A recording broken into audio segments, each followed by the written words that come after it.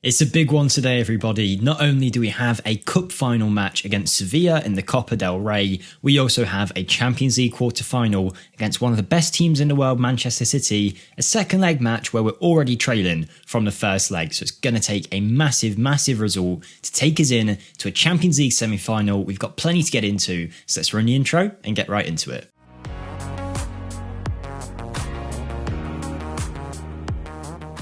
Hello everyone, Jake here and welcome to another Villarreal episode where we've got a lot of games to play, of course. I mentioned those two matches, but we've also got a youth intake to talk about, and we skipped a whole Champions League round. I want to talk about that as well, but a big thank you to all your support on the channel recently and on these Villarreal videos. If you are still watching this series at this point, I'd appreciate it a lot if you could just take a few seconds to hit that like button. It will push the video out to more people and that will just help it get more views and help grow the channel. Speaking of growing a channel, subscribe if you haven't already. We're going for 10,000 subscribers and any support is greatly appreciated. And while you're at it, drop a comment down below, join the Discord in the description, and that's pretty much it, everybody. But let's have a look, before we get into these two very big games, at our recent form, and then we'll go into the youth intake. So you last saw us, I can't even remember at this stage where you last saw us. Was it the Real Madrid game?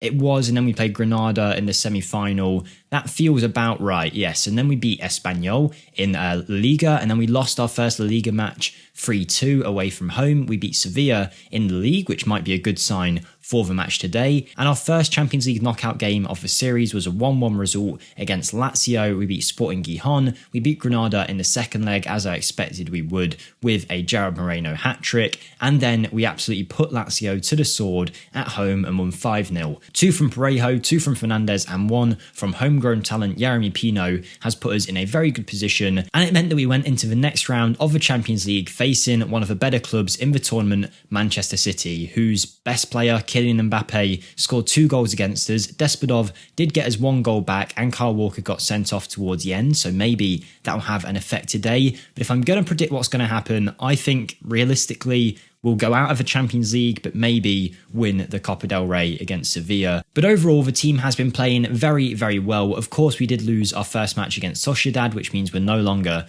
unbeaten in the league, but it doesn't matter too much because the league has gone far better than we could have anticipated. After the last match you saw against Real Madrid, it was very tight at the top, a couple of points between it, and now we've started to pull away. We're 9 points clear with only 8 games left of the season. It's looking like it should be a Villarreal title in only our second season here, with some of our better players there, Pau Torres and Bruno Fernandes, helping us go towards that title charge. But I think it's the draws have been the key this season. The fact that we've been able to rotate this year and have a good backup squad has helped us massively. Whilst we've been competing in 3 competitions, we've stayed in the Champions League and we've stayed in the Cups. We've done very well to get to this point, and it's looking like we're going to win the league. We could then win the Copa del Rey and get a double. It might even be a treble because I think we won the Spanish Super Cup, did we? Where is it? Okay, we weren't even in it. We won the European Super Cup. There you go. That's what I'm thinking of. But we've been immense. We've been absolutely awesome. And now hopefully we can keep it up with another win against Manchester City, which at home, there's a chance we could do it. I haven't got too much hope, but there is certainly a chance we could get something. Obviously, I mentioned that the youth intake did come through, and if we go to our Villarreal C squad, no, our under-19 squad, there they are, you can see we have some quality players coming through. A lot of them were from last year's crop, but Almeida is a new player that's came through, and he looks like he could have the potential, the young 15-year-old Angolan. Who knows what kind of player he could become. Last year, we got Ibrahim and Kenneth Wynn, who are both developing into stars. We've got Matteo and Marco, a striker who has decent potential as well. We've got Bakary and Dore, who came through last year, who is looking like he's knocking on the first team opportunity door. The Gambian 16-year-old has got a lot of talent, particularly in the passing department, and could be a big player for us. But we've also had, in this season's youth intake, a very good defensive midfielder who looks like he could be Villarreal's answer to Sergio Busquets. He needs a lot of development in the physicals. He might turn out to be a poor player in the end, but he's got a lot of good attributes to start off with, and the 15-year-old could have a career at the club, and I'm sure he probably will do, to be honest. This guy could be a big player for us, Jose Carlos Sanz. So our under-19s is looking absolutely stacked with talent. We've seen a couple of them this season, and there's still plenty of other players in and around this under-19 squad who are just very good. I mean, they're not 5-star potential, but they're still 3.5, 4-star, and that's nothing to sniff our noses up at. You might be wondering how we've got such good youth intakes. Well, obviously, it's a bit of luck, but we've also had in these 2 seasons the best youth system in the country. We've got it developed. The club has backed us a hell of a lot along the way, and we now have some amazing facilities, and we're in the process of buying the stadium, and our finances are also pretty good as well, with 34 grand in the balance and no real debt. We've got a bank loan to pay back of about £43 million, but I'm sure that will be absolutely fine.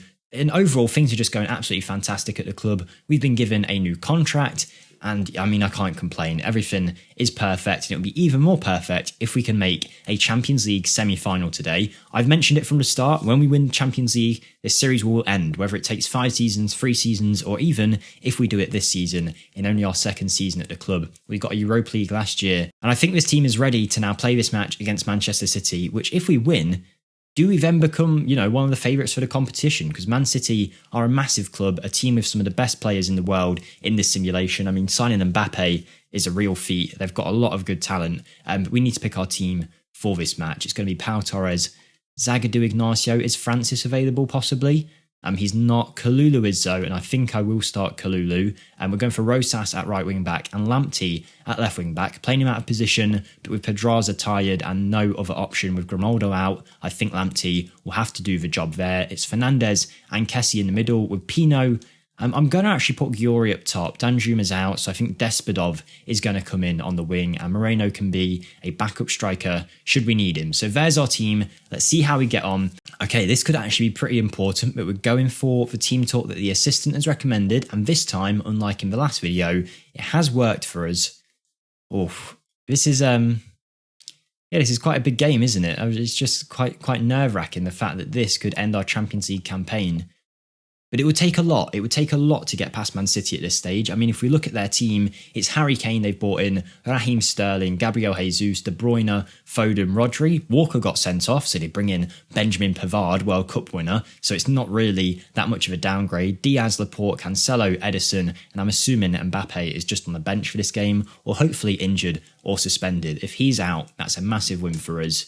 But we'll see how the game gets on. I don't really know what to expect, because that first leg was really just Manchester City pressure and a lucky goal from us, but it's completely different when you're away from home, at home should I say, because now we're at home, we're so much better here. It's a proper fortress that we've got going. And Bruno Fernandes, former Manchester United player against Manchester City, puts it wide. He really should have scored.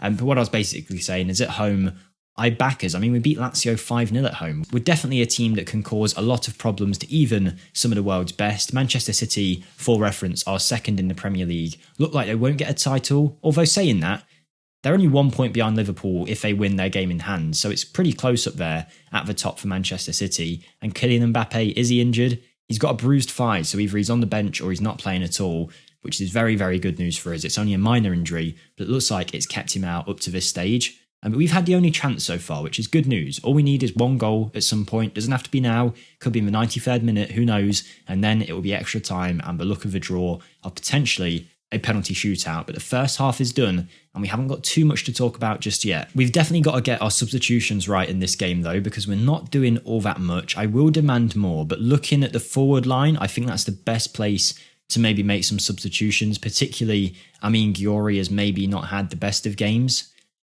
We've just seen that Pavard's came off now for Harwood Bellis, and at 66 minutes, it's definitely time to make a sub. So Giori's going to come off for Jared Moreno, and then I'm going to be a bit bullish with this, I think. I'm going to try and bring Bruno Fernandes into the game more. So if we change it to this view, Fernandes is going to be the inside forward, I think. Or is he better as an inverted winger? He's going to be the inside forward, and then we'll bring on Parejo, and then we'll save our other substitution for a little bit later. It might be Alex Biena on for Despodov. And we haven't got too many options on the bench because our squad, being in all those competitions, it's taken a hit. We've got a lot of injuries and we are struggling. But this has been a game of pretty much no highlights. We've had a lot of possession, but not too many chances. And it does get to the point where you start to worry if anything's going to happen. Despite the fact that Lamptey has picked up an injury, I'm keeping him on. I'm going to play him right wing back, put him in his best position, and bring on Pedraza for these last few minutes. Are we going to see anything? Is it really just going to be a dull game? Okay, there's something. And it's Manchester City on the ball, which isn't good news, but at least there's potential for us to win the ball back. but it is Raheem Sterling. He's through on goal. It's certainly a Manchester City highlight, but Onana saves well, and it's highlight over. 86 minutes in. I know this never works, but I'd be remiss if I didn't try something. So I'm going to go and throw all the guns forward. We'll go all out attack and see if we can create some issues for Manchester City. It looks like we can barely do anything this game, but we're going to try it anyway. Let's bring Parejo forward like that. Lamptey, I don't know what we're doing. We're just making sure everybody is up the pitch. I'll even put Kessie forward as well, just so we've got a lot of players coming through. Ignacio can go there. This is the worst tactical decision you've ever seen, but I've got to go for something. So let's go very attacking. And who knows, all it needs is one ball to roll forward and we might get a goal, and that'll be something for us. So let's just see. That's completely random tactics from me there. But if it goes in, if we get a goal, I'm actually a genius. But it looks like we're getting absolutely nothing from this game. And it will be a champion. Maybe not. 8 seconds left. Bruno Fernandes whips it in. Pau Torres. Despodov. Oh, it might be offside. It might be offside. If we've scored here on literally the 95th minute to keep our Champions League hopes alive, fingers crossed it says allowed. Please don't say disallowed. Disallowed. Oh, no, man. That's a killer. I want to see it back. Let's have a look. It looked like Pau Torres was going to score, and it's a good save from Edison, and that is marginal. I mean, he definitely is offside. It shouldn't have counted. Oh, but it was close. We tried. We gave it a good effort. It's just unfortunate we don't make it in to the Champions League semi-final. But at least that means, guys, you're getting another season of Villarreal action because we're going to keep going. But now we've got to focus on the league, and we've got to focus on, of course, our cup final. So let's get to that point first and foremost, and hopefully we can at least get one trophy in today's video. Okay, so we're coming up to cup final day, and I just wanted to point out something that I thought was pretty cool. In Villarreal's 100-year history, the club was formed in 1923, so it's exactly 100 years. We could be winning a league title and a Spanish cup in their 100-year anniversary. I think that is very cool, but let's have a look at the team that we're going to pick. I mean, we've got a team meeting and all that stuff, which I always hate because I feel like they go wrong every single time. But we're going to try it anyway and just see if it turns out well. Right, let's have a go. Talk to the team about upcoming final. It might be best to get their importance of a match and let them know how much a win would mean. We're going to trust the assistant.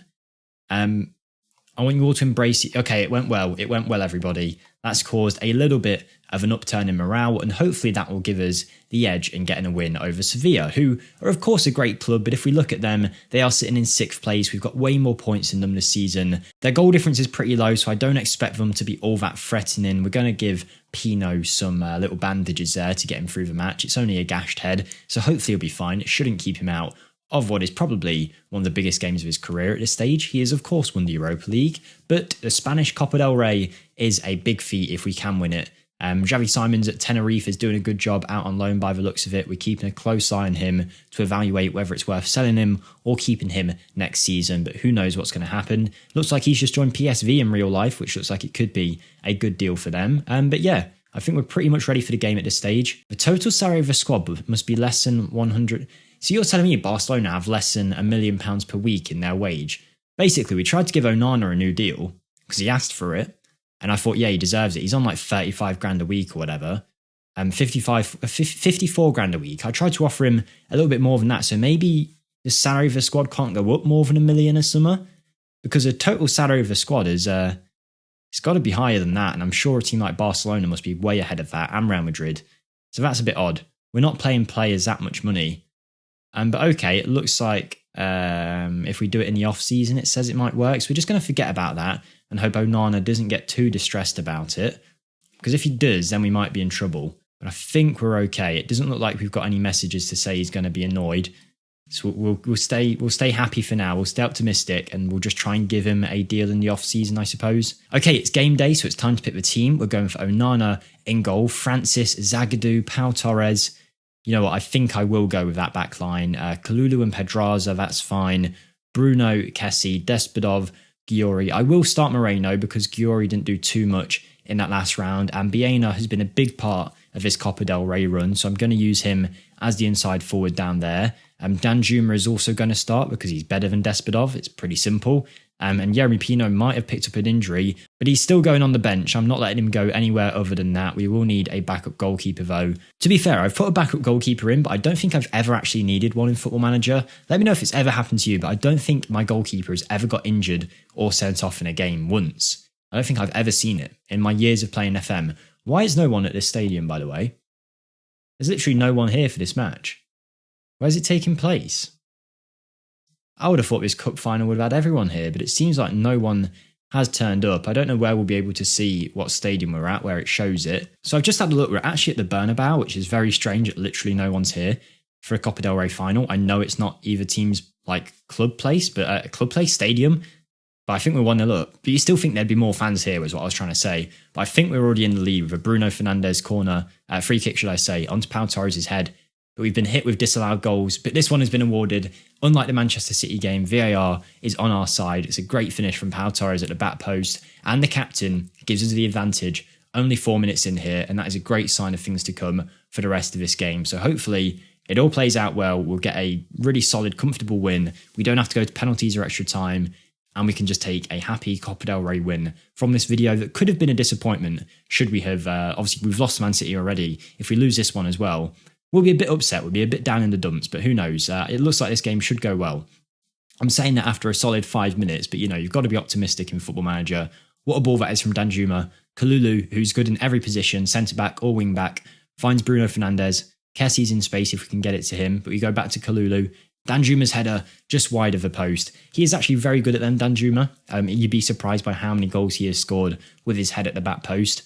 But 15 minutes in, we're certainly looking like the dominant team. 2 chances, 1 goal, and now looks like we're on the opportunity to have another attack here. Pau Torres to Kessie, onto Jared Moreno, who links up well with Danjuma. He's getting better at that, is Jared Moreno. At the link-up play. And Alex Baena, we gave him the opportunity in this game. I should say. And it's a very poor bit of goalkeeping from the Sevilla keeper. And it's given him the opportunity to score another goal in the Cup. It seems to be where most of his goals have came from this season. He's certainly a decent squad player to be able to call from. And the good thing about him is I don't think he's ever going to want much more game time than that. So we don't have to worry about upsetting him by not playing him. He's always very useful on either side of the flank, and that is a very good finish from a pretty tight angle. And I want to say it's game over already. Obviously it's not, but I think we'll be doing pretty well. One thing I will say, I feel like we've played Sevilla in a few videos before, and this random striker has caused us a lot of problems. I feel like it's him. I could be getting him mixed up with someone else, but I remember, was it the Sevilla game where we had it was one of the earliest episodes we did of this, and we had XG of something like 7 or 8, and they had 1 shot in the whole game, and it ended 1-1 because of that striker. I think it was him. And obviously, I'm exaggerating a little bit, but I think it was 1 shot, 1 goal from Sevilla. But going into the 45th minute, looks like we're going to go with a 2-0 lead into half-time, but Jesus Navas is going to try and cause us a few problems and gives us something to worry about in the team talk. It's a good ball in. Or is it going to be a penalty? No, we're all right. Alex Baena has picked the ball up. Are we just waiting for the whistle, or is this a real chance? Let's see what happens. Alejandro Francis has got the ball in the back. We've just got to be careful we don't give it away. And Bruno Fernandes is doing exactly that, giving it away to Papu Gomez. El Nassiri is on the ball. I'm sure it was him. Gomez with a long shot. It looks like it hits the bar, and we take a goal kick. Interesting to see Jules Koundé is still playing for Sevilla. He could be someone that we look at if we're looking for an addition to the back three next summer. Not that I think we will do, but he's a player who I'm sure won't be too happy the kind of level he's at, playing French international football, to be sitting around at Sevilla at this stage of his career. Not that Sevilla is a bad team, of course, but I'm sure he has bigger ambitions than what Conference League they're going to be in, Europa League. He might be a player that's available this summer if we can get the right deal for him. Who knows? Maybe he'll come through the door. But 60 minutes in now, everything's going well. I think it's probably about time we make some substitutions. Who have we got on the bench? We're going to bring on Parejo for Kessie just to give us a little bit extra energy in midfield. We will take off Danjuma and bring on Despodov, I think, and then we'll let Moreno come off. We'll let Amin Ghiori come on, and hopefully we can see the game out from here with a comfortable win, maybe even add an extra goal. But the Copa del Rey and the 100th anniversary of Villarreal, I think that's going to be awesome. Their first ever Copa del Rey win. I think it's their first ever Copa del Rey final as well. Bruno Fernandes, Alejandro Francis. Can we add another trophy to the cabinet here at Villarreal? It's Bruno Fernandes back into the box. Comes out to Amin Ghiori. What a strike. What a strike that is. A volley from outside the box. Almost looked like it was on his laces. And he's hit that right into the corner and off the post. That's 3-0. Good idea to bring him on from me. I think that's amazing management, but what a finish that is. Bruno whips it in. Giori. Oh, it's beautiful. First time, it almost looks like a glitch the way that he's hit that, and it probably was. It probably was just an animation glitch, but it looked very good. And we're going to take that. A 3-0 win against Sevilla. Why not make it 4? Danny Parejo, very close. Very, very close from him there. That would have been a brilliant goal. Probably one of the best Copa del Rey goals anyone would ever see. But I'm happy for the whistle to go now. I think I've had enough of this match. I'm ready just to see the trophy in our hands. And it looks like that is job done. We have done it. It's another trophy to add to the cabinet. The Spanish Cup, or as for some reason the billboards are saying here, the Spanish Cup? Where's the H? That doesn't look like a glitch because it's on every single billboard. I'm very confused about that. What is the Spanish Cup? Spanish? No, I think you mean Spanish. I can't lie. I think the game's got it wrong there. And it's the Copa del Rey. That's obviously the real name for it. But clearly it's the Spanish Cup, guys. We have won the Spanish Cup. It's just so stupid, isn't it? But anyway, we have won the trophy. Everything is looking great. And that is a great start to our Villarreal career. 2 seasons in, a Europa League, a Copa del Rey, a Super Cup, and now we've just got to add a Champions League and a La Liga title. And it looks like the La Liga title might be on. And I think that's what we'll finish this season with. You'll see the next episode will hopefully be when we win La Liga, and then obviously we'll go into season 3, make some transfers, try and improve the team even more, and who knows, maybe then we can actually begin a real push for the Champions League. We were much better this year, showing that we can be competitive, and it is a double for our Villarreal side. But there we go, guys. That is the end of today's episode. If you have enjoyed it, smash the like button, comment whatever you want down below, subscribe if you haven't already, but most of all, have a great day, and I'll see you next time. Thank you, and goodbye.